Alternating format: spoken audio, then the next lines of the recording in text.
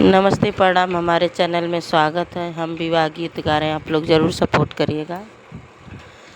घर देखी मोरे बाबा लगन करवले, बर देखी कैले मोर बिया, बर देखी कैले मोर बिया।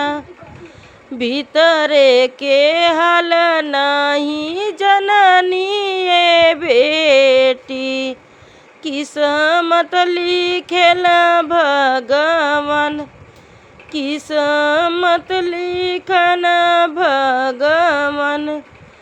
आवन ए बेटी मचिया बैठिया, हमारा से कहा दिल के बात, हमारा से कहा दिल के बात। कमन कमन दुख तुहा के सुनईब, हमसे कहल समझा, हमसे कहन समझा।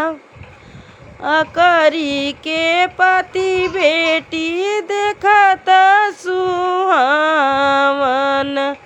नहीं जानी तित की मीठ, नहीं जानी तित बाकी मीठ।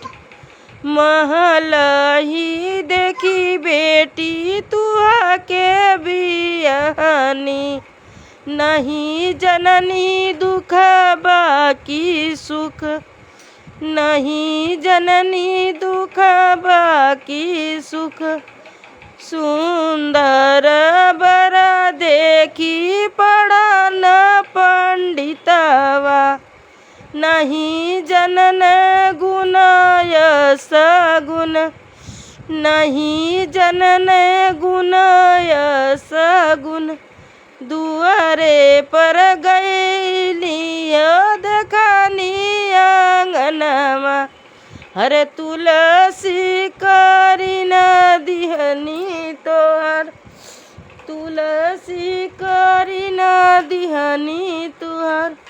तुहरी बियावा बेटी बर देखी कईनी, बर देखी बहुत लोभाय, बल तुहरा बहुत लोभाय।